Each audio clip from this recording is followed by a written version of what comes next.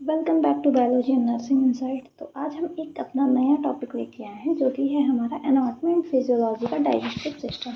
अब digestive system के बारे में आज हम डिस्कस करने जा रहे हैं। तो इसके पहले हमने एक वीडियो इसकी देख ली है, डाइजेस्टिव सिस्टम की नहीं, एनाटॉमी एंड फिजियोलॉजी की, जिसमें हमने कुछ बेसिक थिंग्स के बारे में बात किया था कि एनाटॉमी क्या होती है, उसके टर्म्स कुछ कुछ हमने रेड किए थे। तो यहाँ पे हम कैसे मूव करेंगे कि फर्स्टली हम अपने जो बेसिक थिंग्स हैं उनको कवर करेंगे, क्योंकि यहाँ सिर्फ हम यूनिवर्सिटी एग्ज़ाम को नहीं कवर कर रहे हैं, यहाँ पे हम जितने भी हमारे कॉम्पिटेटिव एग्ज़ाम्स होते हैं उन्हें भी हम कवर करते चल रहे हैं।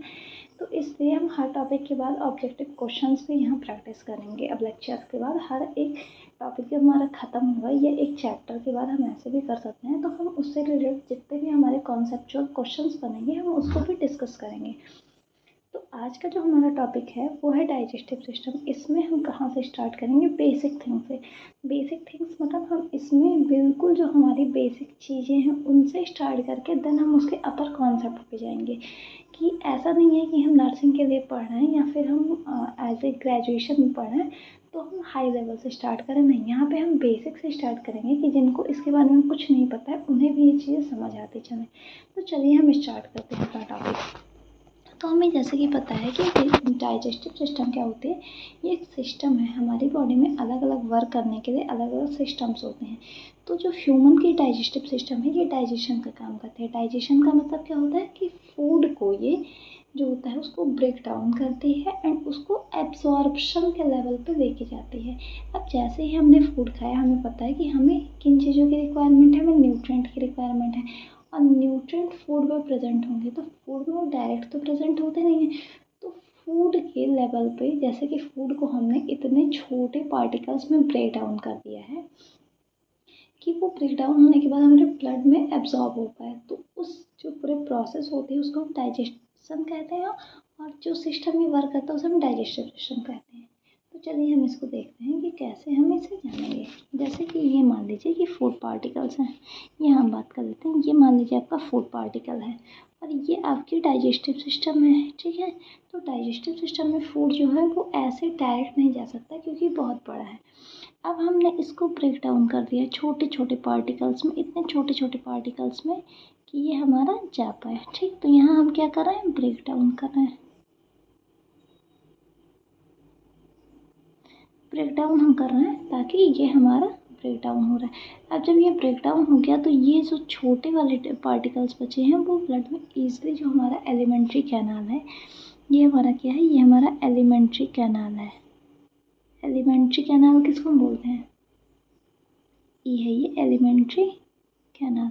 एलिमेंट्री कैनाल से हम क्या समझते हैं कि एलिमेंट्री जो हमारी कैनाल होती है, हमारे जो डाइजेस्टिव सिस्टम है उसे हमने दो चीज़ों में डिवाइड किया है, एक एलिमेंट्री कैनाल में, दूसरा हमारा एसोसिएटेड ग्लैंड में। एलिमेंट्री कैनाल हमारी पूरी सिस्टम को बोलते हैं। एलिमेंट्री कैनाल की अगर हम बात करें तो एलिमेंट्री कैनाल जो हमारा होगा वो कहाँ से स्टार्ट होगा? हमारा माउथ से लेके, जो हमारी माउथ है एज लाइक ये हमारी एलिमेंट्री कैनाल है। एक सेकेंड में आपको बताती हूँ। ये माउथ, ईसोफेगस, देन हमारा आता है ये वाला पार्ट जो स्टमक का पार्ट होता है ना, ये ऐसे स्टमक का पार्ट। फिर हमें पता है यहाँ हमारा क्या होता है? लार्ज इंटेस्टाइन का पार्ट होता है ये वाला हमारा, और इसके अंदर ये हमारे स्मॉल इंटेस्टाइन के पार्ट होते हैं यहाँ, जो हमारे बहुत सारे होते हैं। तो ये हमारा पूरा एलिमेंट्री कैनाल है। ये हमारा स्टमक, ये हमारा लार्ज इंटेस्टाइन, ये हमारा स्मॉल इंटेस्टाइन, ये हमारा माउथ एंड यहाँ हमारी होती है ईसोफेगस। तो ये है हमारा पूरा सिस्टम। अब अगर हम बात करें कि जो हमारा इसमें माउथ है, टीथ है, एपिग्लॉटिस है, तो इनके बारे में हम थोड़ा सा आपको डिटेल में बताते हैं क्योंकि इसमें कुछ ऐसे टर्म्स हैं जो आपको पेपर में देखने को मिलेंगे। तो ये मान लीजिए एक फिगर है, ठीक है। ये एक ह्यूमन की फिगर है। अब ह्यूमन का जो फिगर है तो हमको पता है कि जो फूड पाइप होती है वो हमेशा पीछे होती है। ये हमारी है ईसोफेगस, ठीक है। एंड ये जो हमारी होती है ये होती है ट्रैकिया। ये हमारी क्या है? ट्रैकिया है। ये वाली हमारी ट्रैकिया है एंड ये हमारी ईसोफेगस है। अब हमने मान लीजिए कोई चीज़ खाई, वो यहाँ आई, तो वो ये हमारी जो है ये ट्रैकिया है। तो यहाँ हमारा एक वो होगा ओपनिंग एंड यहाँ भी एक हमारी ओपनिंग होगी। तो यहाँ एक हमारा फ्लैप लाइक स्ट्रक्चर पाया जाएगा जिसका नाम हम रख देंगे क्या, एपिग्लॉटिस। एपिग्लॉटिस क्या करेगा, ये कवर करेगा, जैसे कि जब हमने फूड को इनगल्फ किया या इंजेस्ट किया तो फूड को इधर जाना है ना। अब इधर जाना है तो ये मे भी इधर भी जा सकता है। तो ये जो हमारी एपिग्लॉटिस होगी वो हमें हमारे इसको कवर कर लेगी, जो हमारी ट्रैकिया की ओपनिंग है। और इसको हम बोलते हैं ग्लॉटिस और इसको हम बोलते हैं गलेट। ये वाली हमारी अगर हम बात करें तो ये जो ओपनिंग है ये, इसको हम बोलते हैं ग्लॉटिस। क्या बोलते हैं, ग्लॉटिस। एंड इसको हम बोलते हैं गलेट। ये ओपनिंग जो है इसको हम क्या बोलते हैं, गलेट। ठीक है, होप आपको ये सारी चीज़ें क्लियर हो रही हैं।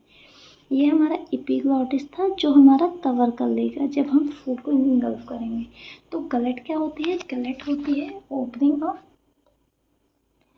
ग्लॉटिस हमारी होती है opening of trachea and gullet हमारी होती है ओपनिंग ऑफ फूड पाइप या ईसोफेगस। तो ये चीज़ें हमने यहाँ पे बेसिक चीज़ें देखनी है। ऐसे भी आप याद रख सकते हैं, ये आपका फिगर है, ये आपकी आगे वाली ट्रैकिया है। अब ये जो आपका पार्ट है ये है आपका ग्लॉटिस एंड ये है आपका गलेट, है ना। अब यहाँ पे एक और चीज़ पाई जाएगी, ये होगा आपका एपिग्लॉटिस। एपिग्लॉटिस क्या करेगा, ये जब हम कोई चीज़ खाएंगे तो ये यहाँ आके कवर करेगा इसको, हमारे ग्लॉटिस को। ये जो ओपनिंग है ट्रैकिया की, इसलिए हमें पता है ये हमारी ट्रैकिया है एंड ये हमारी ईसोफेगस है। तो जो ट्रैकिया की ओपनिंग है इसका नाम क्या होगा, गलेट। ठीक है, गलेट। और ये हमारी क्या होगी, ग्लॉटिस। तो ग्लॉटिस को कौन कवर करेगा, हमारी एपिग्लॉटिस कवर करेगी। तो ऐसे भी आप याद रख सकते हैं। चलिए अब हम आगे चलते हैं। ये हमारा बेसिक था जो आपको याद रखना है। इसको जब आप नोट्स बनाए तो आप उसमें भी लिख सकते हैं। इसको मैंने स्लाइड में ऐड नहीं किया क्योंकि हमारी स्लाइड इससे लंबी खिंच जाती, तो आप इसको साथ साथ में बना लीजिएगा। मैंने यहाँ से इरेज कर दिया। चलिए अब हम आगे बात करते हैं। तो अब हम बात करेंगे ऑर्गन्स ऑफ डाइजेस्टिव सिस्टम की, कि हमारे कौन कौन से ऑर्गन्स हैं जो हमारे डाइजेस्टिव सिस्टम में होते हैं। तो फर्स्ट जैसे मैंने आपको बताया कि यहाँ पे हमारे पास प्राइमरी एंड एसेसरी होते हैं। तो प्राइमरी मतलब जिनमें ये फंक्शन होगा एंड एसेसरी जिनकी नीड है हमें। तो प्राइमरी हमें पता है कहाँ से स्टार्ट होता है, माउथ से। प्राइमरी हमारा माउथ है। माउथ के बाद हमारा सेकंड पार्ट आता है फेरिंक्स। जो सेकंड पार्ट हमारा होगा वो होगा फेरिंक्स। फेरिंक्स के बाद हमें पता है ईसोफेगस। अब हमें पता है कि माउथ में तो डाइजेशन होता है बट फेरिंक्स एंड ईसोफेगस क्या है, बस पैसेज, मतलब इसको रास्ता प्रोवाइड करवाना है। देन हमारा आता है stomach, then small intestine, large intestine. ये हमारे प्राइमरी ऑर्गन्स हैं जो हमारे लिए यूज़फुल हैं डाइजेशन में, मतलब जो डाइजेशन को कंडक्ट कराएंगे। अब हम बात करेंगे एसेसरी डाइजेस्टिव की, मतलब जो जो उसमें हेल्प कर रहे हैं। तो हेल्प कौन कौन करता है, टीथ हमारा, tongue, salivary glands, exocrine part of pancreas. Pancreas हमें पता है एक ग्लैंड होती है जहाँ पे सिक्रीशन होता है। तो इसके एंडोक्राइन और एक्सोक्राइन 2 पार्ट्स होते हैं। तो जो इसका एक्सोक्राइन पार्ट होता है वो डाइजेशन में यूज़ किया जाता है। देन हमारा liver, gall bladder, gastric gland and intestinal gland. अब ये आपको याद होना चाहिए क्योंकि आपको ऐसे भी ऑब्जेक्टिव क्वेश्चन मिल सकते हैं कि कौन सा ऑर्गन इनमें से प्राइमरी ऑर्गन नहीं है। तो उसमें आपको ये सारे तो देगा, माउथ, फेरिंक्स और ईसोफेगस। उनके साथ आपको एक सलाइवरी ग्लैंड भी दे देगा। तो आपको पता होना चाहिए कौन सा एसेसरी है, कौन से हमारे प्राइमरी ऑर्गन है।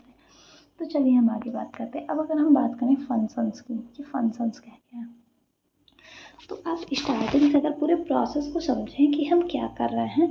तो फर्स्ट हमें पता है कि हम क्या करते हैं। जब भी हम कोई चीज़ हम डाइजेस्ट करने की कोशिश करेंगे तो हम फर्स्ट क्या करेंगे। तो ये हमारा माउथ है, मान लीजिए कि कोई इंसान है, ये उसका माउथ है। ठीक है, ये पूरी उसकी ओरल कैविटी है। तो फर्स्टली वो किसी चीज़ को क्या करेगा, इनगल्फ तो करेगा ना अपने माउथ में। तो ये होता है इंजेशन। इंजेशन मतलब कोई फूड पार्टिकल है उसको हमने माउथ में लिया, वो हमारा है फर्स्ट प्रोसेस जो कि है इंजेशन, मतलब हमने उसको माउथ में ले लिया। अब हमने उसको माउथ में ले लिया तो अब हम सेकंड प्रोसेस में क्या करेंगे। अब सेकंड प्रोसेस की अगर हम बात करें तो ये हमने माउथ में तो ले लिया। अब हम चलिए देखते हैं, ये हमारा मान लीजिए माउथ था, ठीक है, ये हमने इनगल्फ किया। अब सेकंड पार्ट में हम क्या करेंगे कि हमने किसी चीज़ को माउथ में तो ले लिया, अब हम उसको च्यू करेंगे, मतलब उसको हम चबाएंगे।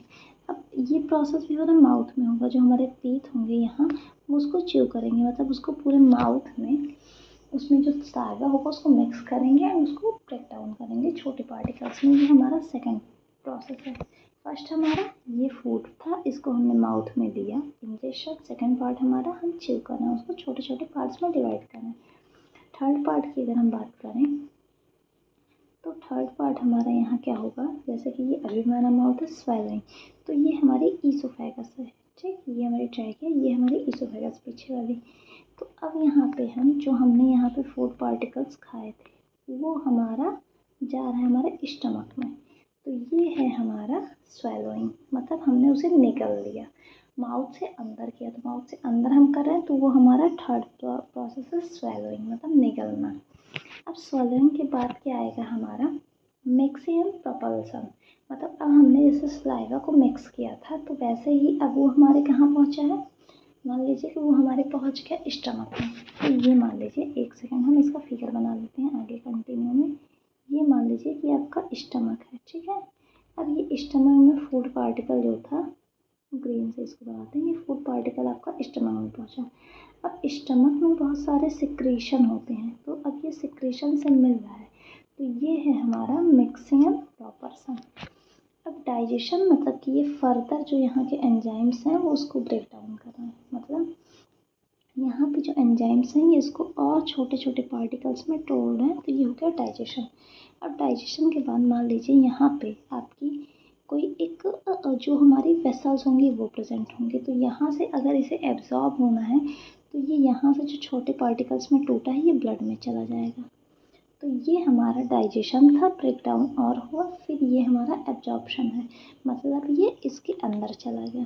समझ आ रही है ना आपको चीज़ें? होप कि ये सारी चीज़ें आपको फिगर से क्लियर हो रही हैं। एक एक प्रोसेस को आप ऐसे समझ सकते हैं कि फूड को आपने इंजेस्ट किया, देन आपने उसे च्यू किया, देन उसे स्वेलो किया, फिर उसको मिक्स किया, फिर डाइजेस्ट, देन एब्जॉर्प्शन। ये अभी तक की आपकी प्रोसेस है। अब हम आगे चलते हैं, तो अब हम बात करेंगे कंपैक्शन एंड डेफिकेशन की। अब हमने जो चीज़ें हमारे यूज़फुल की थी वो हमने ले दी, एंड जो हमारे लिए वेस्ट मटेरियल था उसे हम बॉडी से रिमूव करेंगे, तो वो हमारा हुआ डेफिकेशन। तो ये हमारे पास 8 फंक्शंस थे इसके, जो कि हमारे डाइजेस्टिव सिस्टम के फंक्शंस हैं। अब हम बात करते हैं, शुरू करते हैं अपना टॉपिक जो कि हमारा डाइजेस्टिव सिस्टम। तो डाइजेस्टिव सिस्टम में हमारा स्टार्ट कहाँ से हो रहा था, माउथ से। अब माउथ की अगर हम बात करें तो आप इसका फिगर समझ सकते हैं, ये आपका माउथ है, तो इसमें ये जो ओपनिंग है ये देखिए आप, ये जो इसके अंदर ही ये जो इतना स्पेस है ये आपका माउथ है। अब माउथ के अंदर आपकी कई सारी चीज़ें होती हैं, जैसे कि आपका होता है ओरल कैविटी। ओरल कैविटी मतलब माउथ के बीच का जो स्पेस है, ये जो स्पेस है यहाँ पे स्पेस, ये वाला ये आपका है ओरल कैविटी। अब ओरल कैविटी में क्या क्या चीज़ें प्रेजेंट होंगी, सबसे पहले हम उनके बारे में डिस्कस करेंगे। तो ओरल कैविटी में हमारे टीथ एंड टंग प्रेजेंट होंगे, ठीक है। ग्लॉटिस मैंने आपको बताया और गलट मैंने आपको बताया कि गलट क्या है, गलट इसकी ओपनिंग है जो हमारे ईसोफेगस में है, एंड ग्लॉटिस क्या है, जो हमारी ओपनिंग है ट्रैकिया की। अब हमें पता है सॉफ्ट पैलेट एंड जो हमारी हार्ड पैलेट होती है। तो जब भी हम अपने टंग को अपने माउथ में रोटेट करते हैं ऊपर की साइड पे, तो हमें आगे हार्डनेस फील होती है। तो आगे हमारा होता है हार्ड पैलेट एंड पीछे हमारा होता है सॉफ्ट पैलेट। तो ये है आपका फिगर जो हम स्टार्ट कर रहे हैं। तो फर्स्टली हमारा पार्ट था माउथ, तो माउथ में फर्स्ट क्या होगा, ओरल कैविटी, तो हम वहाँ से ही स्टार्ट करें। अब ओरल कैविटी की अगर हम बात करें तो ये 2 कैविटीज़ इसमें होती हैं। ओरल कैविटी में कौन कौन सी कैविटीज़ हमारी होंगी, यहाँ पे एक होंगी हमारी बकल कैविटी एंड सेकंड हमारी होंगी वेस्टिब्यूल कैविटी। बकल कैविटी क्या है, जो कि हमारा स्पेस होता है माउथ के अंदर का, जैसे कि मान लीजिए ये पूरा माउथ है आपका, यहाँ से आपने इनगल्फ किया किसी चीज़ को, तो ये जो पूरा स्पेस है इसको हम बोलेंगे क्या, बकल कैविटी। एंड सेकंड की अगर हम बात करें कि सेकंड वाला हमारा क्या है, तो ये मान लीजिए आपका माउथ है पूरा, पीछे का ईसोफेगस है, तो यहाँ पे टीथ होंगे, ठीक है। टीथ ऐसे ऐसे लगे होते हैं, तो जो टीथ है चीक्स के बीच का, मतलब हमारे दांतों और जो हमारे गाल के बीच का स्पेस है उसको हम बोलते हैं, चीक्स के बीच के स्पेस को हम बोलते हैं वेस्टिब्यूल। तो इनके और जो यहाँ पे ये साइड की है उनको हम बोलते हैं buccal cavity and vestibule cavity. इस पे अगर पूरे माउथ की कैविटी को हम लें तो वो बकल कैविटी है, एंड अगर हम सिर्फ टीथ एंड चीक्स के बीच की स्पेस को लें तो वो हमारी वेस्टिब्यूल कैविटी है। तो ये हमारा था ओरल कैविटी। ओरल कैविटी में हमें क्या क्या पढ़ना है, सिर्फ हमें मेन चीज़ें दो ही चीज़ें पढ़नी है, टंग एंड टीथ। बाकी जो मैंने जितनी चीज़ें आपको थोड़ी सी चीज़ें बताई हैं, गलेट, ग्लॉटिस एंड एपिग्लॉटिस, ये आपको क्वेश्चन में ऑब्जेक्टिव में इससे अंदर से नहीं पूछेगा, बस आपको थोड़ा कॉन्सेप्चुअल क्वेश्चन पूछेगा। एज लाइक कि अगर किसी को खाना खाते टाइम पे अचानक से उसे खांसी आने लगती है तो इसका क्या मतलब है, किस पार्ट ने उसके प्रॉपर वर्किंग नहीं की है। तो खांसी कब आएगी खाना खाते टाइम, जब आपका खाना जो है वो ट्रैकिया में चला गया है इसोफेगस में जाने की वजह। तो ट्रैकिया में जाने से वहाँ पे रोक कौन रहा था, तो ट्रैकिया में जाने से वहाँ हमारा एपिग्लॉटिस रोक रहा था। तो मतलब एपिग्लॉटिस ने प्रॉपर फंक्शन नहीं किया। तो ऐसे आपको कॉन्सेप्चुअल क्वेश्चन वहाँ मिलेंगे जो बहुत ही बेसिक होंगे, आप वहाँ ईजिली कर सकते हैं। तो अब हम बात करते हैं यहाँ पे ओरल कैविटी के कुछ कॉन्सेप्ट हैं जो CHO पेपर में पूछे गए थे इसके प्रीवियस कुछ पेपर्स में, तो वो हम यहाँ डिस्कस कर लेते हैं। तो फर्स्ट हमारा तो यह है कि ओरल कैविटी, जो ओरल कैविटी है उसके कुछ और भी नाम है, जैसे कि बकल कैविटी। ओरल कैविटी को हम बकल कैविटी या माउथ कैविटी भी बोलते हैं। अब अगर हम बात करें कुछ टर्म्स की जो इन्फ्लामेशन कॉज कर रहे हैं, जैसे कि एंगुलर स्टोमेटाइटिस। एंगुलर स्टोमेटाइटिस का मतलब होता है जब लिप्स पे इन्फ्लामेशन हो जाए। लिप्स मतलब ओठों पे जब इन्फ्लामेशन हो जाता है तो उसे हम चिल्लाइटिस या एंगुलर स्टोमेटाइटिस बोलते हैं। देन स्टोमेटाइटिस या ओरल म्यूकोसाइटिस बोलते हैं जब हमारे ओरल की जो म्यूकोजा लेयर है उसमें इन्फ्लामेशन होता है। अब अगर स्टोमेटाइटिस हुई है तो हमें क्या करना है, अवॉइड करना है, बहुत ज़्यादा स्पाइसी चीज़ों को हमें नहीं लेना है, एसिडिक फूड्स को हमें नहीं लेना है, या बहुत ठंडी चीज़ें जो हैं वो चीज़ें हमें नहीं लेना है। हमें बैलेंस डाइट लेना है और कोल्ड चीज़ों को हम प्रोवाइड करवा सकते हैं। तो हॉट एंड हमें स्पाइसी चीज़ों को अवॉइड करना है टोटली। अगर हमें स्टोमेटाइटिस हुआ है, स्टोमेटाइटिस क्या है, स्टोमेटाइटिस हमारा इन्फ्लामेशन है जब हमारे म्यूकोजा के लेयर में इन्फ्लामेशन हो जाए माउथ के। इस बारे में तो हमने देख लिया कि हार्ड पैलेट क्या आती है, हमारी सॉफ्ट पैलेट, टीथ, टंग, ये सारे हमारे माउथ के अंदर की बात है। हम ऊपर का एक्सटर्नल नॉस्ट्रिल वगैरह यहाँ नहीं कवर करेंगे। अब हम बात करते हैं टीथ की। टीथ हमारा क्या होता है, हमें पता है कि टीथ जितने भी हमारे एनिमल्स प्रेजेंट हैं, मतलब ह्यूमन बींग, उनमें टीथ प्रेजेंट होता है। तो टीथ 4 टाइप्स के होते हैं। फर्स्ट इसका टाइप होता है थीकोडॉन्ट। थीकोडॉन्ट का मतलब होता है प्रेजेंट इन सॉकेट। हमें पता है कि जो हमारा टीथ है वो सॉकेट में प्रेजेंट है, तो इसको हम बोलते हैं थीकोडॉन्ट। सेकंड हमारा था ब्यूनोडॉन्ट, मतलब इस पे कैप लगा होता है हमारे टीथ पे। थर्ड हमारा था डाइथोडॉन्ट, मतलब हमारे लाइफ टाइम में 2 बार दांत आते हैं। कौन कौन से, एक मिल्क टीथ होते हैं जिससे हम टेम्पररी टीथ बोलते हैं। तो इनके जो नंबर है उससे क्वेश्चन उठते हैं आपको कॉम्पिटेटिव एग्जाम्स में कि टेम्पररी एंड परमानेंट टीथ में कितने टीथ की डिफरेंस होती है। तो यहाँ पर 20 टीथ है एंड परमानेंट 32 होती है, मतलब 12 टीथ की डिफरेंस होती है। एंड हमारी जो परमानेंट टीथ है वो 32 होती है, जैसे मैंने आपको बता दिया। तो ये आपके टाइप्स ऑफ टीथ हैं, जिसमें चौथा जो हमारा है ये इंपॉर्टेंट है थोड़ा क्वेश्चन के पर्पज से। इसमें होता है हेट्रोडॉन्ट टीथ, मतलब कि डिफरेंट टाइप्स ऑफ टीथ हमें देखने को मिलते हैं, जैसे इंसिजर जो कि कटिंग का काम करता है, कैनाइन जो किसी चीज़ को टीयर करता है, कैनाइन को हम सी से रिप्रेजेंट करते हैं, प्रीमोलर ग्रेडिंग करता है, मोलर भी हमारा ग्रेडिंग करता है। तो ये हमारे 4 टाइप्स के टीथ होते हैं। अब इनके फिगर की बात करें तो ये आपको दिया गया है, ये फिगर से आपको ज़्यादा अच्छे से समझ आएगा। जैसे कि इंसीजर कौन से हैं, ये वाले आपके इंसीजर टीथ हैं। देन कैनाइन ये वाला है, प्रीमोलर ये, एंड मोलर लास्ट वाले हैं। तो आप अगर हम पार्ट्स की बात करें तो 3 पार्ट्स होते हैं दांत के। जो ऊपर का पार्ट होता है उसे हम क्राउन बोलते हैं, इस पार्ट को। देन नेक आता है बीच का, एंड लास्ट का पार्ट हमारा रूट आता है। अब हम बात करेंगे यहाँ पे जो हमारा एक और टॉपिक इम्पॉर्टेंट है जिससे बहुत ज़्यादा क्वेश्चन आपको देखने को मिलेंगे, ये आपने 12th में भी पढ़ा है। ये डेंटल फार्मूला क्या होता है। तो डेंटल फार्मूला क्या होता है, arrangement of teeth in each half of the upper and lower jaw. मतलब कि यहाँ पे मान लीजिए ये पूरा आपका दांत है, तो इनमें से आप हाफ को लेंगे, हाफ अपर जॉ, ये आपका हाफ अपर जॉ है, एंड ये आपका हाफ लोअर जॉ। अब हाफ को लेंगे, फिर उसको हम 2 से मल्टीप्लाई करके पूरा निकाल लेते हैं। तो यहाँ पे हम arrangement of each half of upper and lower jaw की बात करेंगे, जिसमें incisor, canine, premolar and molar देखेंगे। अब डेंटल फार्मूला की अगर हम बात करें यहाँ पे, तो हमें पता होना चाहिए कि डेंटल फार्मूला जो होता है अलग अलग एज में अलग अलग होता है, क्योंकि अलग अलग एज में टीथ के नंबर भी अलग अलग होते हैं। अब डेंटल फार्मूला अगर एडल्ट की बात करें, एडल्ट मतलब कि जो 18 से अबव है, तो उसमें हम देखेंगे कि incisor, canine, premolar and molar की संख्या जो होती है, इंसीजर 2 होते हैं, हाफ चौ की हम बात कर रहे हैं। मतलब अगर टोटल हम उसकी बात करें कि इंसीजर उसके अंदर कितना है, तो उसके अंदर 8 इंसीजर हैं। मतलब हाफ अपर में तो 2 अपर में, 2 लोअर में, हाफ में। तो हाफ में 2 है तो फुल में 4 होंगे अपर में एंड 4 लोअर में, तो टोटल हमारे 8 हो गए। तो सेम 2 1 2 3 ये हमारा है डेंटल फार्मूला एडल्ट का। जितने अपर में होंगे उतने ही लोअर में होंगे, क्योंकि ह्यूमन के टीथ इक्वल होते हैं।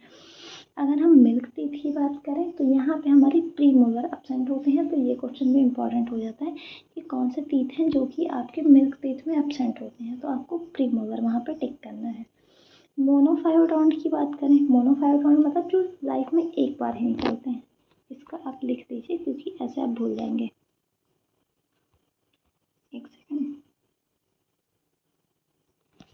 यहाँ पे मोनोफायोडोंट का मतलब होता है आपका, अगर हम बात करें वन टाइम, मतलब जो लाइफ में एक बार निकले, तो उसको हम बोलते हैं मोनोफायोडोंट। मतलब कि तो यहाँ पे हमारे दो प्रीमोलर हैं वो एक ही बार निकलते हैं क्योंकि मिल्क टीथ में एब्सेंट थे, एंड जो हमारे सेकंड है वो है हमारे मोलर के। तो मोलर हमारे पहले 2 ही होते हैं मिल्क में, दन बढ़ते हैं। और अगर हम बात करें 16 ईयर की, तो यहाँ पर 2 1 2 2 डेंटल फार्मूला होगा। तो ये डेंटल फार्मूला आपको सिर्फ और सिर्फ समझना है कि आपका जब 20 टीथ है तो आप में प्रीमोलर एब्सेंट होगा, तो 2 1 0 2 मतलब प्रीमोलर टोटली एब्सेंट है, एक मोलर वहाँ एब्सेंट है। अगर मोनोफायोडोंट की बात की जाए कि लाइफ टाइम जो एक ही बार निकलना है, तो लाइफ टाइम एक बार कौन सा निकलना है, एक आपके प्रीमोलर जो दोनों ही एब्सेंट है, और एक मोलर जो एक नंबर एब्सेंट था। 16 ईयर में आपके सिर्फ जो लास्ट वाला मोलर होता है वो नहीं निकला होता है, बाकी सारे निकले होते हैं। तो 2 1 2 2। एंड अगर हम बात करें मिल्क टीथ की तो 2 1 2, एडल्ट की बात करें तो 2 1 2 3। ये हमारा आज का टॉपिक था, जिससे हमने कवर कर लिए हैं। टंग को हम नेक्स्ट वीडियो में देखेंगे। तो आज हमने क्या क्या डिस्कस किया, आज हमने स्टार्ट किया था डाइजेस्टिव सिस्टम से। डाइजेस्टिव सिस्टम क्या करता है, ब्रेक डाउन करता है फूड को और एब्जॉर्ब करता है ब्लड में। अब वो ब्रेक डाउन कैसे करेगा, तो वो उसके 2 प्रोसेस होते हैं, केमिकल प्रोसेस एंड बायोमेडिकल। इसमें प्रोसेस होते हैं, तो वो केमिकली रिएक्शन के थ्रू भी उसको तोड़ता है। Mechanical process, chemical and mechanical process, 2 process होते हैं। वो ब्रेक डाउन करता है, देन उसको ब्लड में और एब्सॉर्ब करता है। अब इसके लिए आपको कुछ ग्लैंड चाहिए जो कि उसको डाइजेशन में उसके हेल्प करेंगे, एंड कुछ उसके लिए पूरा पार्ट चाहिए। तो एलिमेंट्री कैनाल एक हमने बोला, एक हमने एसोसिएटेड ग्लैंड बोला। तो फिर हमने बात की कि जैसे माउथ से स्टार्ट हो रहा है, तो माउथ से हमने सबसे पहला टॉपिक जो माउथ के अंदर का था, ओरल कैविटी, वहाँ हमने डिस्कस किया ओरल कैविटी क्या है या स्टोमेटाइटिस क्या है। देन हम आज टीथ को कवर कर चुके हैं। टीथ से जितने भी क्वेश्चंस आते हैं वो हम नेक्स्ट वीडियो में पहले क्वेश्चन प्रैक्टिस कर लेंगे, देन हम टंग को स्टार्ट करेंगे। ऐसे ही हम आगे मूव करेंगे। ये वीडियो सिर्फ आपकी यूनिवर्सिटी एग्जाम को कवर नहीं कर रही है, तो इसलिए आपको थोड़ी और थ्योरी की नीड हो सकती है, क्योंकि थ्योरी दिखने के लिए आपको कॉन्सेप्ट क्लियर होना चाहिए। तो कॉन्सेप्ट यहाँ आपका क्लियर हो रहा है, तो थ्योरी आप थोड़ा खुद से भी माइंड लगा के लिख सकते हैं यूनिवर्सिटी पेपर में। बट कॉम्पिटिटिव एग्जाम के लिए वीडियो आपके लिए बहुत यूज़फुल है, क्योंकि यहाँ पे आपको सारे कॉन्सेप्चुअल क्वेश्चंस भी मिलेंगे। तो नेक्स्ट वीडियो में हम आगे डिस्कस करते हैं। अगर वीडियो अच्छी लगी हो तो लाइक करें, शेयर करें एंड सब्सक्राइब करना ना भूलें। Thank you.